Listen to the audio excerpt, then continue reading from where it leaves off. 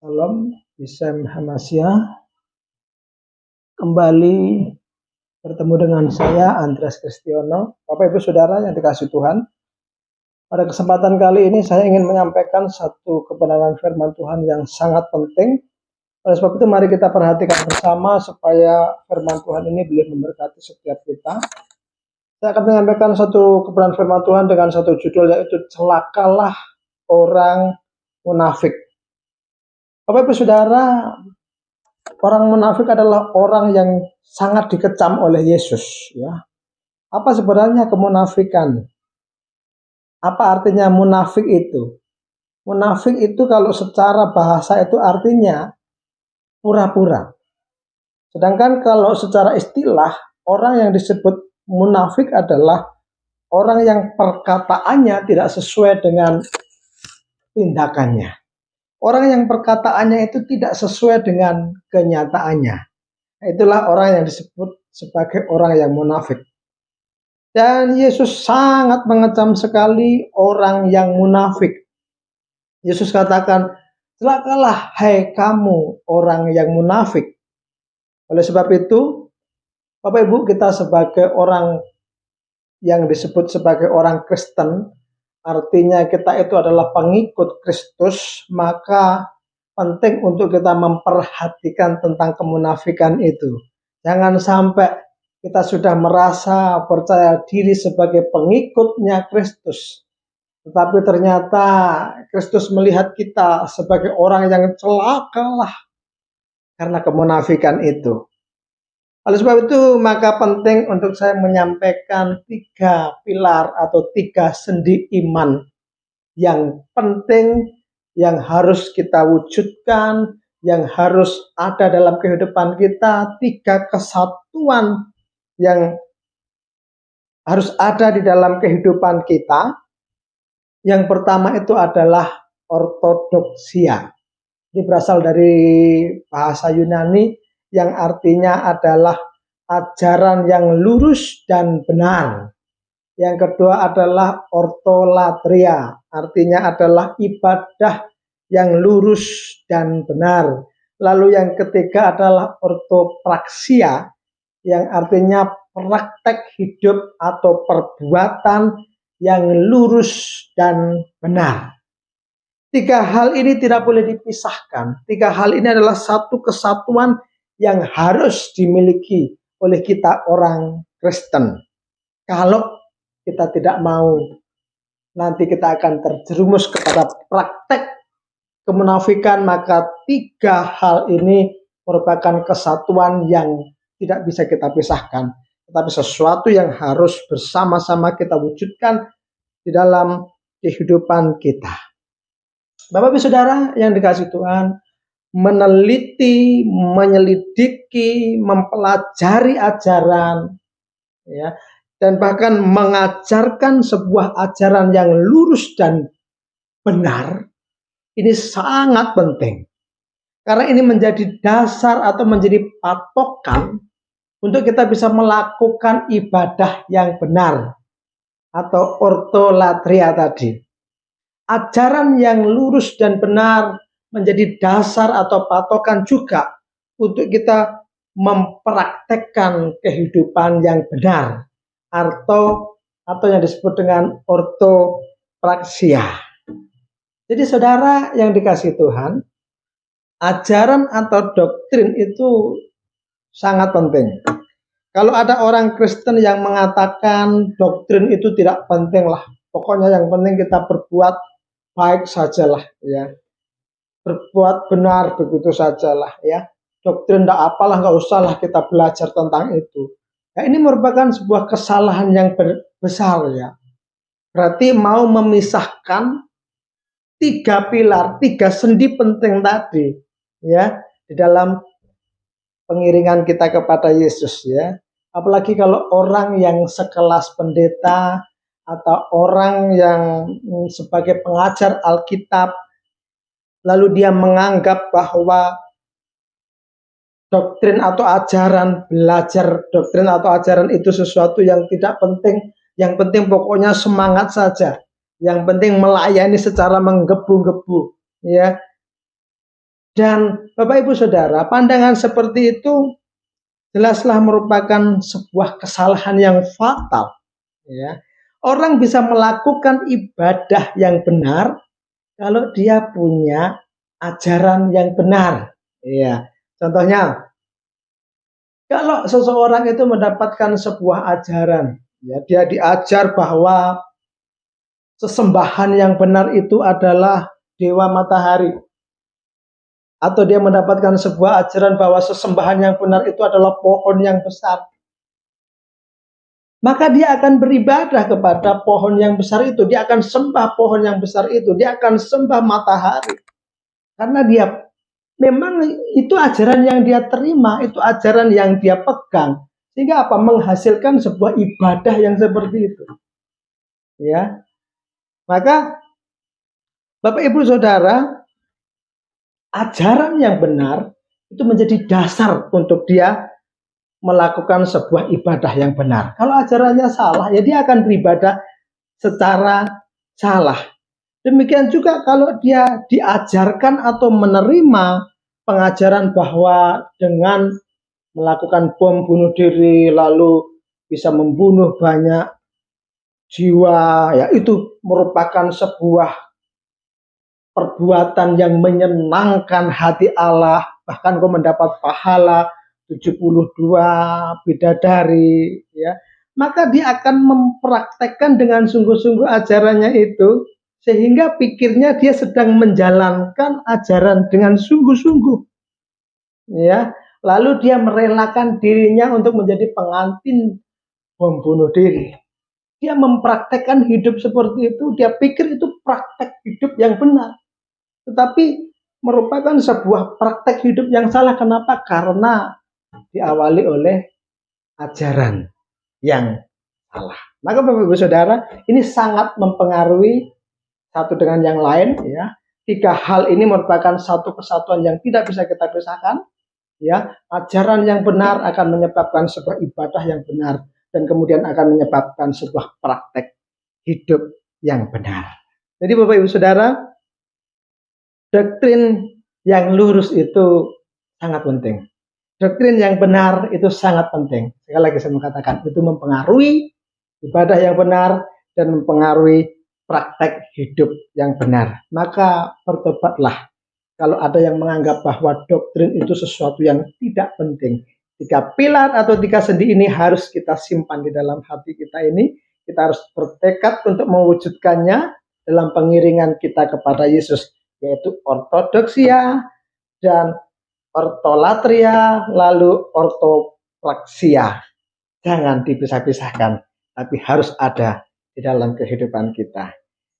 Jika kita hanya berfokus pada ortodoksia, ini sebaliknya ya. Kalau kita hanya berfokus pada ajaran yang benar, kita mempelajari ajaran yang lurus, tetapi tidak disertai dengan ortopraksia, tidak diwujudkan pada sebuah praktek hidup yang benar, ya, ya inilah juga yang kemudian akan membuat kita kepada sebuah kemunafikan, ya. Kita belajar sesuatu yang benar, kita memahami kebenaran secara tepat, kita mengajarkan ke banyak orang tentang kebenaran secara tegak dan lurus dan benar. Tetapi kalau kita tidak mempraktekkan juga dalam kehidupan kita, ya maka kita akan terjebak kepada kemunafikan yang dikecam oleh Tuhan Yesus Kristus itu sendiri. Saudara yang dikasih Tuhan, memang pengajaran yang benar itu penting. Ajaran yang lurus itu memang penting. Apalagi bagi kita pendeta, itu sangat penting. Ya, karena kalau ajaran kita nggak lurus, nggak benar, bisa dengan kita tidak sengaja kemudian kita menyebabkan penyesatan. Ya, kita menyesatkan banyak orang tanpa kita sadari. Kenapa? Karena kita kurang mempelajari kebenaran.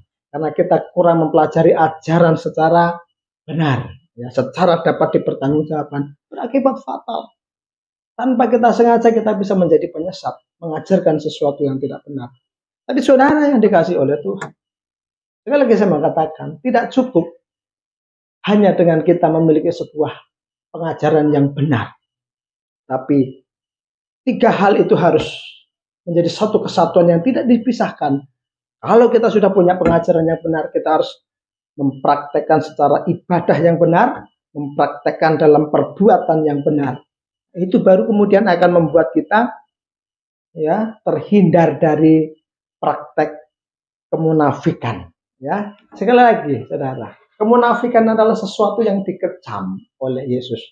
Ya, kalau kita lihat di dalam Matius pasal 23 ayat yang pertama sampai ayat 36 itu merupakan ayat-ayat kecaman keras Tuhan Yesus kepada ahli-ahli Taurat dan juga orang Farisi. Hai kamu orang yang munafik, celakalah engkau.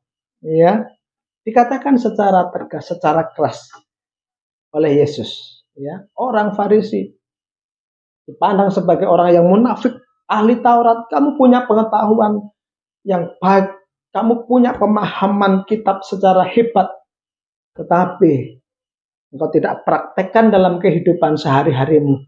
Celakalah hai engkau, hai kamu, orang-orang yang munafik. Saudara yang dikasih Tuhan, tidak akan kita baca semua ayat-ayat kecaman dalam Matius pasal 23 ayat 1 sampai 36 ini. Tetapi saya akan tunjukkan beberapa contohnya saja ya. Kita akan lihat dalam Matius pasal 23 ayat 25 sampai 26 dan beginilah firman Tuhan. Celakalah kamu hai ahli-ahli Taurat dan orang-orang Farisi, hai kamu orang-orang munafik, sebab cawan dan pinggan kamu bersihkan sebelah luarnya, tapi sebelah dalamnya penuh rampasan dan kerakusan. Hai orang Farisi yang buta, bersihkanlah dahulu sebelah dalam cawan itu, maka sebelah luarnya juga akan bersih. Bapak Ibu Saudara, Yesus gunakan perumpamaan ini. Cawan di luar, ya, dia bersihkan, tetapi di dalamnya dia biarkan tetap dalam keadaan kotor. Ya. Apa jadinya? Saudara, apakah kita bisa minum dari cawan yang demikian? Di luarnya dibersihkan sampai kinclong bersih, tetapi di dalamnya ada lumpur kotoran dan dibiarkan tetap dalam keadaan jorok dan kotor seperti itu. Ya, luarnya saja yang kinclong. Bapak Ibu Saudara, di luar nampak bersih, di luar terlihat bersih, tetapi di dalamnya kotor sekali. Banyak orang yang seperti itu. Apalagi kalau kita lihat di dalam gereja ya.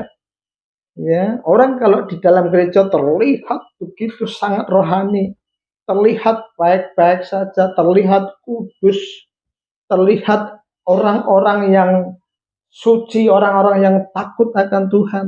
Tapi ketika dia keluar dari gereja, hidupnya tidak berbeda dengan orang-orang yang kafir. Ya, di luarnya tampil ya, seringkali banyak orang kita temukan begitu. Menunjukkan kepeduliannya, menunjukkan kebaikannya, menunjukkan kasihnya, itu tapi hanya ada di luar, tetapi di dalamnya penuh rampasan dan kerakusan. Tampilan luarnya saja yang bersih, tak bernoda, ya. Tetapi di dalam hatinya tidak ada pertobatan. Saudaraku yang dikasih oleh Tuhan, hati itu sangat penting sekali. Tujuan utama kita sebenarnya bukan hanya tampilan luar, ya. Tujuan utama kita adalah pengelolaan batin kita. Pentingnya pengelolaan batin itu. Ini harus kita latih setiap hari. Ya, kita harus latih terus untuk membersihkan batin ini, hati ini, kolbu ini. Ya. Ketika kita menghadapi masalah, ketika kita menghadapi persoalan, ketika kita dibenci, ketika kita dimusuhi, ya, ketika kita dihina, ketika dalam keadaan-keadaan seperti itulah saat-saat kita melatih, mengelola kalbu ini, mengelola batin ini. Misalnya, ini ada orang yang laporan dan berkata kepada saya, Pak Andre, Bapak itu kalau di depan Bapak, kelihatan dia baiknya, kelihatan dia hormatnya, kelihatan dia sopannya. Tapi tahu nggak, kalau di luar sana dia jelek-jelekin Pak Andre, dia bilang hal-hal yang jahat, yang buruk tentang Pak Andre. Nah, saudara, kalau hati ini tidak kita kelola, ya, apa respon kita mendengar orang yang berkata seperti itu?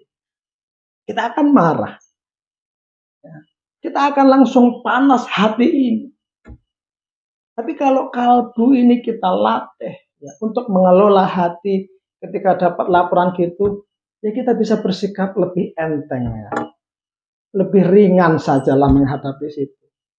Melihat dari sisi positifnya saja. Oh ya syukurlah Pak. Berarti itu saya ini berwibawa. Ini kan satu cara pandang yang enteng menghadapi laporan yang harusnya memanaskan telinga. Berarti saya wibawa dong Pak ya. Ya, kalau di depan saya dia baik-baik, kalau di depan saya dia menunjukkan sopan hormat, di luar dia ngata-ngatain saya begini begitu. Ya sudahlah, itu berarti buktinya saya berwibawa. Ya, dia tidak berani ngomong buruk di depan saya, tapi di luar sana ya sudahlah, enggak apa-apa.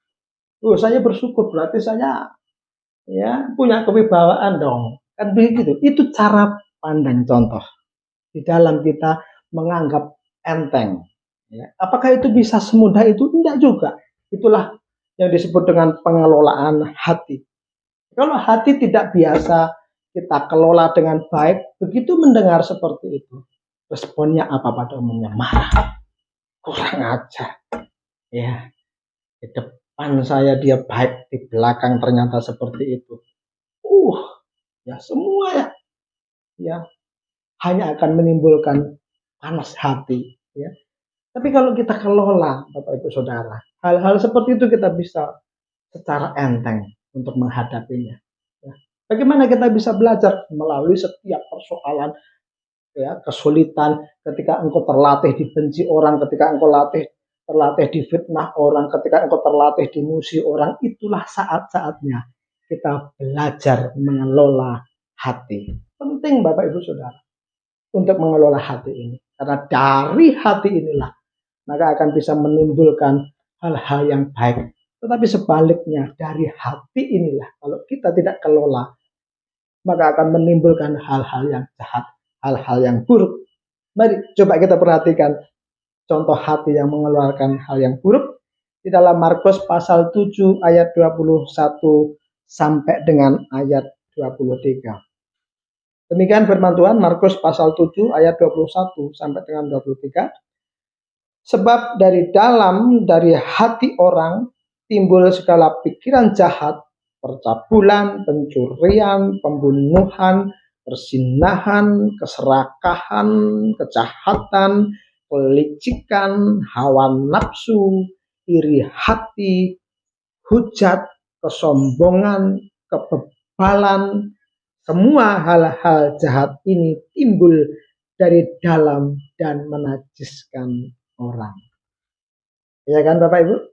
Betapa bahayanya hati itu, ya, karena dari dalam hati ini bisa menimbulkan segala pikiran yang jahat yang menajiskan kita. Percabulan, pencurian, keserakahan, iri hati, kesombongan, persinahan, itu semua dimulai dari hati. Bersumber dari hati yang tidak bersih. Ya. Oleh sebab itu sekali lagi saya mau katakan kita punya tugas utama adalah membersihkan dari dalam. Tugas kita adalah mengelola hati kita. Ya. Mengelola supaya tidak marah yang menimbulkan dosa, mengelola supaya tidak muncul sebuah kelicikan, mengelola supaya tidak tamak, mengelola supaya tidak kejam, tidak bengis, tidak jahat, ya, tidak curang, ya, itu semua harus kita kelola hati ini, kita bersihkan, ya, kita murnikan dari hal-hal yang jahat, ya, Bapak Ibu Saudara yang dikasihi Tuhan. Mengatur hati, mengelola hati ini jauh lebih sulit daripada mengelola yang tampak dari luar. Ya. Mengelola hati ini jauh lebih sulit dibanding kita menata pakaian luar kita. Mengelola hati dari dalam ini lebih sulit daripada kita hanya belajar basa-basi untuk menyenangkan orang lain. Ya, sekedar basa-basi untuk supaya terlihat rohani, sekedar basa-basi untuk supaya terlihat salah. Ya, mengelola hati jauh lebih sulit dari itu. Tetapi ini tugas kita. Ini merupakan sekolah yang tanpa tamat ini sampai kita akhir hidup kita. Ya, kita terus belajar untuk mengelola hati kita. Ya, kita harus menata hati kita. Jangan hanya sibuk menata luar kita, ya. Sibuk untuk cari muka, sibuk untuk berpura-pura, ya. Tuhan katakan, celakalah kamu yang munafik. Celakalah kamu yang berpura-pura. Celakalah yang hanya dari luarnya saja tampak bersih, tampak baik, tapi di dalamnya tidak, ya. Bapak Ibu, banyak orang yang berpura-pura di luarnya saleh, pura-pura di luarnya takut Tuhan, pura-pura di luarnya hidup kudus, tetapi di dalamnya hati yang licik, hati yang jahat, hati yang penghujat, ya, temannya dihujat, ya, hati yang pengkhianat, egois. Inilah orang yang seperti cawan, ya, di luarnya saja yang dibersihkan, tetapi di dalamnya, ya, penuh dengan kotoran. Ya. Inilah orang munafik yang dikecam oleh Yesus itu. Celakalah kamu, hai orang yang munafik. Kita pertegas lagi, lihat di dalam ayat yang ke-27, ya, Matius 23 ayat 27 sampai ayat yang ke-28. Celakalah kamu, hai ahli-ahli Taurat dan orang-orang Farisi, hai kamu orang-orang munafik, sebab kamu sama seperti kuburan yang di luar putih, yang sebelah luarnya memang bersih tampaknya, tetapi yang sebelah dalamnya penuh tulang belulang dan pelbagai kotoran. Demikian jugalah kamu. Di sebelah luar kamu tampaknya benar di mata orang, tetapi di sebelah dalam kamu penuh kemunafikan dan kedurjanaan. Saudara yang dikasihi oleh Tuhan, sekali lagi Yesus pertegas dengan perumpamaan kuburan ini, yang tampak bersih dari luar, yang tampak putih dari luar, tetapi di dalamnya tulang belulang dan pelbagai kotoran. Dikatakan, hai kamu orang munafik, celakalah kamu. Hai kamu orang yang munafik, yang di luarnya terlihat bersih, terlihat putih, tapi di dalamnya adalah kebusukan, tulang belulang yang busuk, tulang belulang yang penuh dengan kekotoran. Tampak bersih di luar, tampak baik di luar, tampak putih di luar, tapi di dalamnya penuh dengan kekotoran dan busuk. Celakalah hai kamu orang yang munafik. Bapak Ibu Saudara, kita itu ingin dilihat dan dipuji oleh orang, atau ingin dilihat dan dipuji oleh Tuhan. Kalau tujuanmu untuk supaya dilihat oleh orang dan dipuji oleh orang, cukup dengan berpura-pura saja sudah cukup. Ya, tetap teruslah engkau dalam kemunafikan, itu cukup. Karena untuk menyenangkan orang, untuk dilihat baik di mata orang, cukup kita dengan bersandiwara, cukup kita dengan kepura-puraan, cukup kita dengan bermunafik. Orang hanya bisa melihat apa yang ada di luar kita. Tapi jika saudara dan saya, tujuanmu untuk dilihat oleh Allah, dipuji oleh Allah, maka tidak bisa tidak kita harus berhenti dari kemunafikan, berhenti dari kepura-puraan, berhenti dari lamis yang terlihat baik di luar, berhenti. Karena Allah bisa melihat jauh sampai ke kedalaman hatimu, motivasimu apa, isi hatimu apa. Allah sangat jelas terlihat di mata Allah. Tidak bisa kita bohongi Allah. Tidak bisa kita berpura-pura dengan Allah. Tidak bisa kita tetap menampilkan kemunafikan di mata Allah. Itu kejijikan bagi Allah. Dan bahkan Tuhan berkata, hai kamu orang munafik, celakalah. Yang hanya putih bersih di luar, tapi di dalamnya adalah kebusukan dan berbagai kekotoran. Ya, kalau tujuanmu untuk dilihat dan dinilai Tuhan, maka tidak bisa tidak kita harus berhenti dari kemunafikan. Hidup sungguh-sungguh benar, bukan kepura-puraan. Itu penting sekali. Kalau tujuanmu adalah Tuhan. Hidup sungguh-sungguh takut Tuhan, bukan pura-pura takut. Itu penting sekali. Hidup sungguh-sungguh saleh dan bukan hanya kepura-puraan. Itu penting sekali. Karena jika bukan hidup yang sungguh mempraktekkan kebenaran firman Tuhan, hanya kemunafikan, tegas Yesus mengecam, celakalah kamu. Bapak Ibu Saudara, masalahnya sekarang ini ada ajaran yang meracuni kekristenan yang disebut dengan hypergrace, ya. Ajaran yang terlalu melebihkan tentang kasih karunia, ya, karunia dipandang secara berlebihan sehingga membuat orang Kristen itu overconfident atau terlalu percaya diri atau GR bahwa kasih karunia Yesus Kristus itu sudah menyelamatkan dia, terlalu percaya diri kalau pasti selamat, sehingga hidupnya asal-asalan saja. Gak apa-apalah, pasti kok dijamin selamat kok. Ini teologi yang berasal dari setan ini, yang membuat kita terlena untuk mempraktekkan hidup yang benar. Ya, menganggap perbuatan itu tidak penting, menganggap perbuatan itu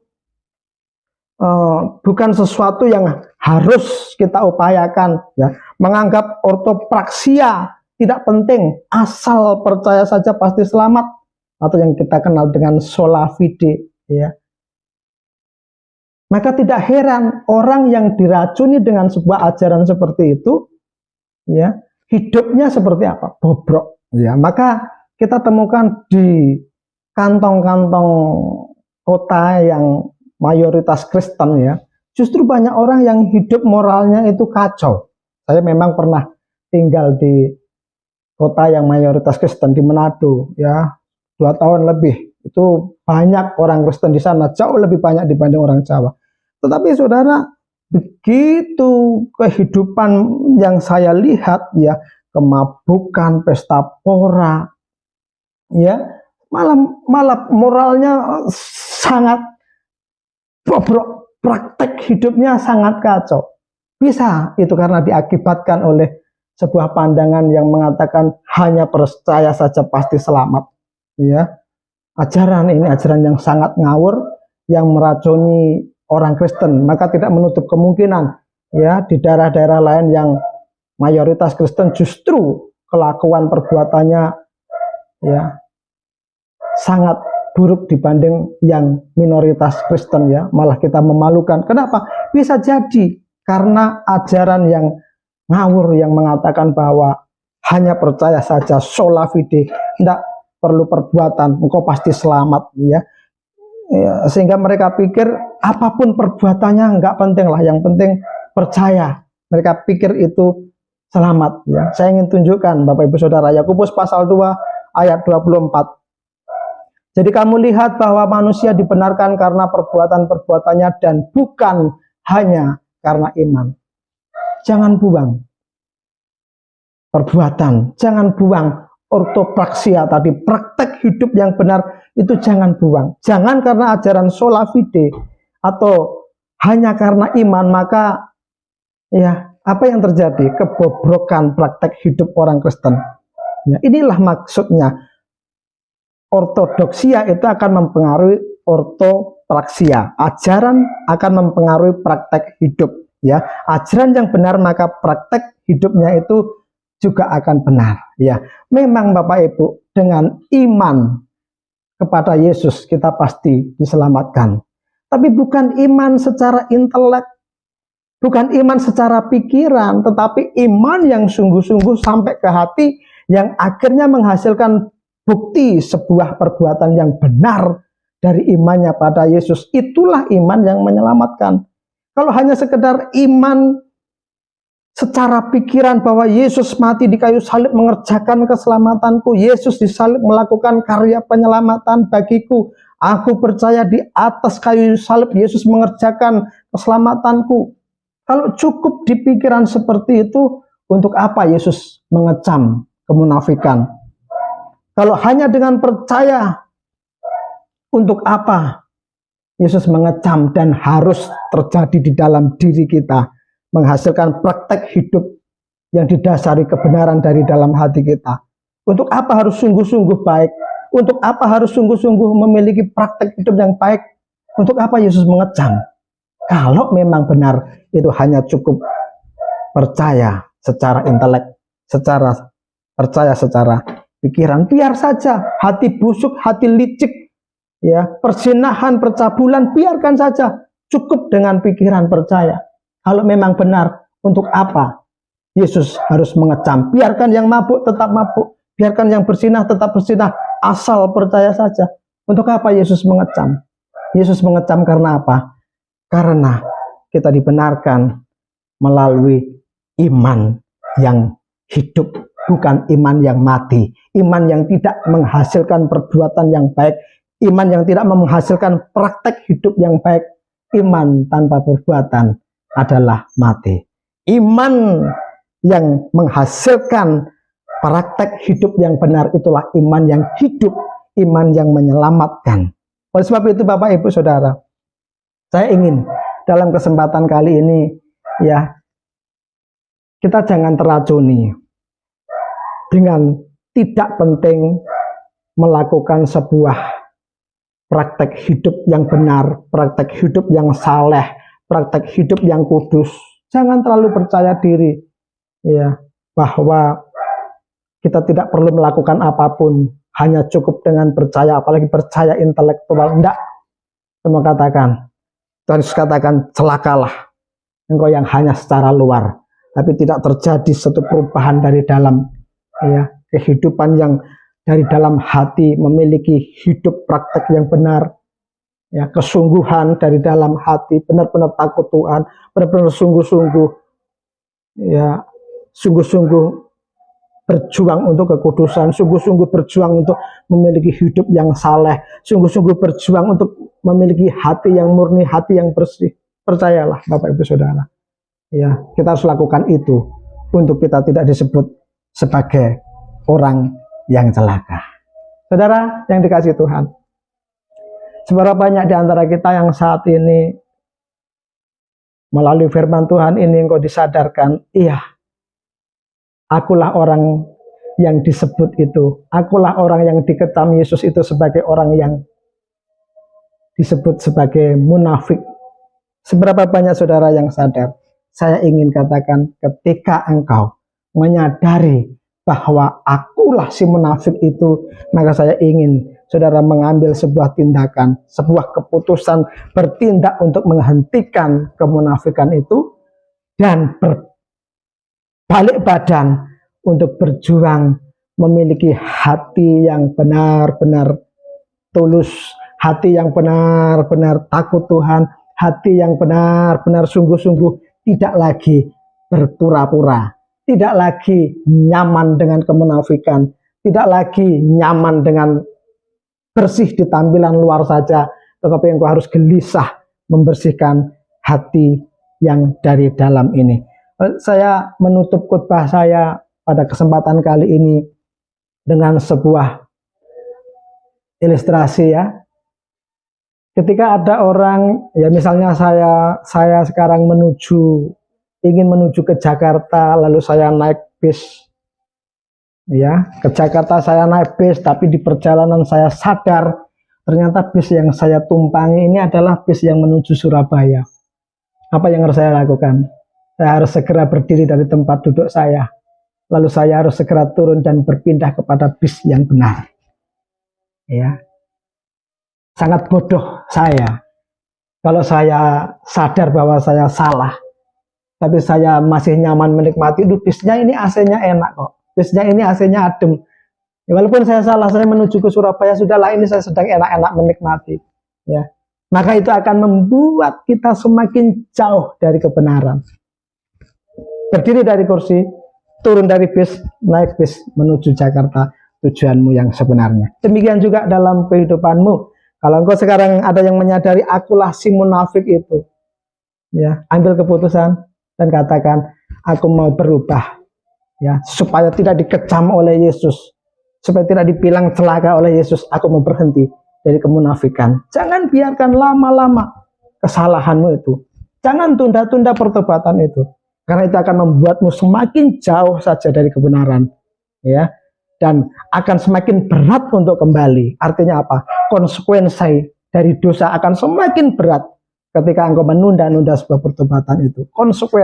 Konsekuensinya, ya, yang harusnya kalau kita segera bangkit, ya sudahlah, kita cuma kebablasan berapa meter lalu kita bisa berdiri kembali ke jalan yang benar. Tapi kalau kita terlalu lama untuk mengambil sikap pertobatan, maka itu hanya akan mempersulit dan membuat kita mengalami semakin jauh dari kebenaran itu.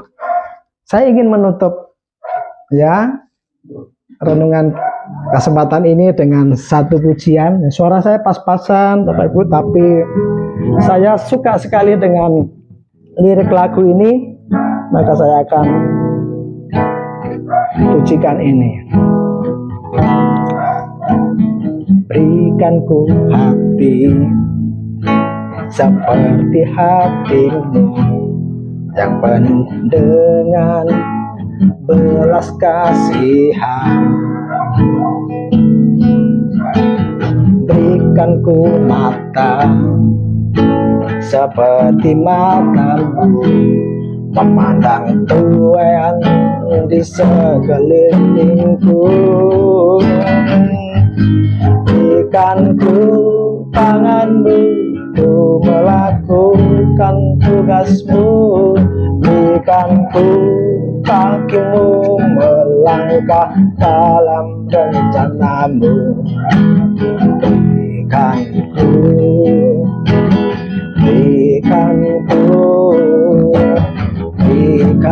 ku hatimu. Sekali lagi kita musikan. Berikan ku hati seperti hatimu yang penuh dengan belas kasihan. Berikan ku mata seperti matamu yang memandang Tuhan di sekelilingku. Berikan ku tanganmu untuk melakukan tugasmu. Berikan ku kakimu melangkah dalam rencanamu. Berikan ku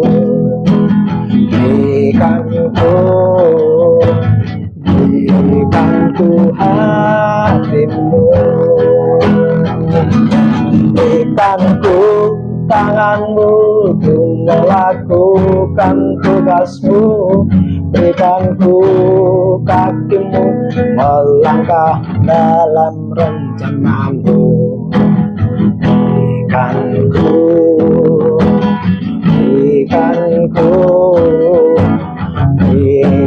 ku hatimu.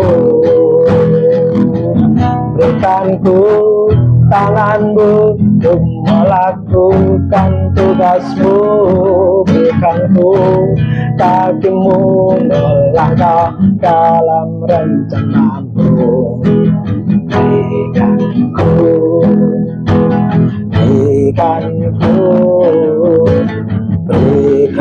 ku hatimu. Puji Tuhan, salam, Tuhan Yesus memberkati. Amin.